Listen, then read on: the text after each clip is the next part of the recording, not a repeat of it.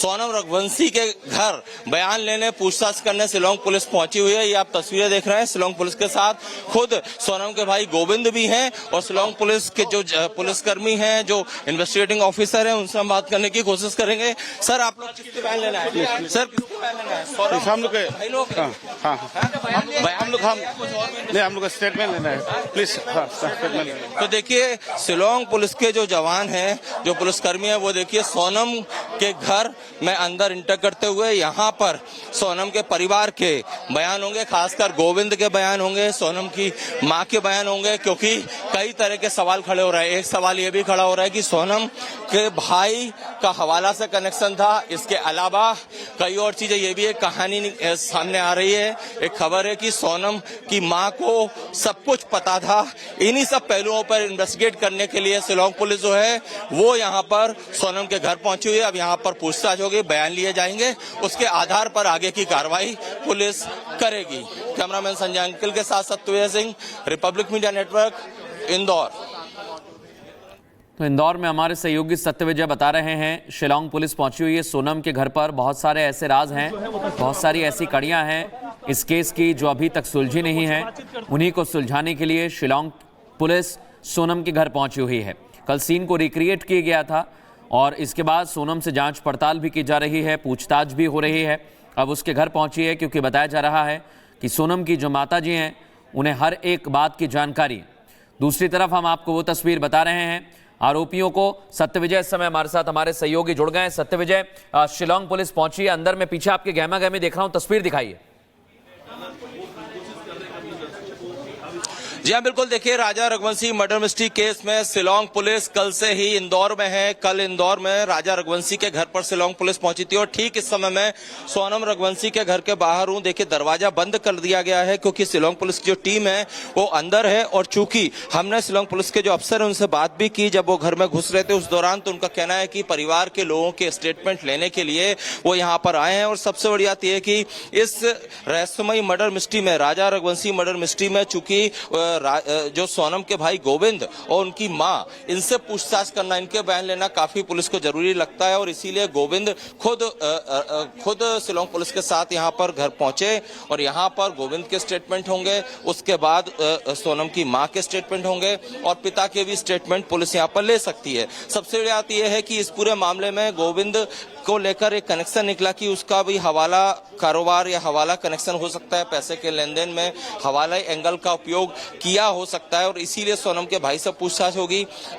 जो राजा रघुवंशी के परिवार के लोग हैं उनका ये कहना है, जैसा कि विपिन रघुवंशी हैं जो कि राजा रघुवंशी के बड़े भाई हैं, उनका साफ तौर पर कहना है कि सोनम के दिल में जो राज थे वो सोनम की मां को पता थे और इस परिवार ने विश्वासघात किया, धोखा किया, उनके परिवार को जानकारी नहीं दी।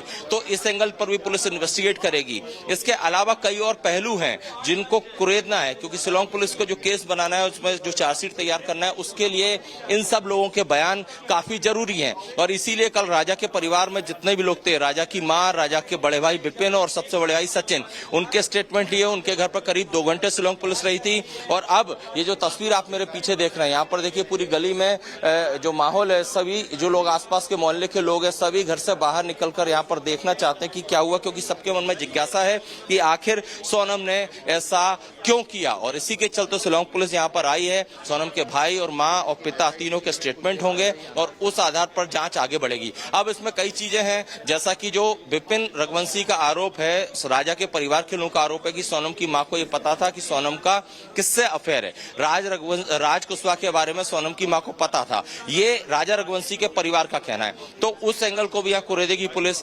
इसके अलावा गोविंद के अलावा आज एक नया नाम आया, संजय वर्मा, इसके अलावा जितेंद्र रघुवंशी, कई ऐसे किरदार हैं जो इस केस में जिन तक पुलिस को जाना है, उनको इन्वेस्टिगेट करना है। और इसीलिए अब यहाँ पर जो है शिलांग पुलिस पहुंची है। लंबे बयान यहाँ पर होंगे, जाहिर सी बात है, क्योंकि इस केस पर पूरे देश की नजर है, सभी ये जानना चाहते हैं। देखिए, ये अब तक खुलासा हो चुका है कि सोनम और राज के कहने पर यह मर्डर मिस्ट्री हुई। 3 आरोपी जो सोनम और राज के अलावा है वो विशाल, आकाश और आनंद है। लेकिन वहां की पुलिस 2 से 3 बार मीडिया को ब्रीफ भी कर चुकी है, लेकिन अभी तक ये खुलासा नहीं हो पाया है। सोनम ने अभी तक ये नहीं बताया है कि उसने ये हत्या क्यों करवाई। और इसी क्वेश्चन मार्क को, इसी सवाल के जवाब के लिए परिवार के बयान यहाँ पर जरूरी हैं। इसके अलावा जो राज कुशवाहा है उसके घर भी शिलांग पुलिस जाएगी, क्योंकि वो भी इस पूरे हत्याकांड में मुख्य किरदार है, मुख्य आरोपियों में से एक है। बिल्कुल। और सत्यविजय, यहाँ संजय वर्मा नाम की एंट्री होती है। ये जो नाम है, ये क्या इंदौर का ही रहने वाला शख्स बताया जा रहा है? इसके बारे में क्या अब तक पता चल पाया है, और क्या और भी लोग इस पूरे हत्याकांड में शामिल हो सकते हैं?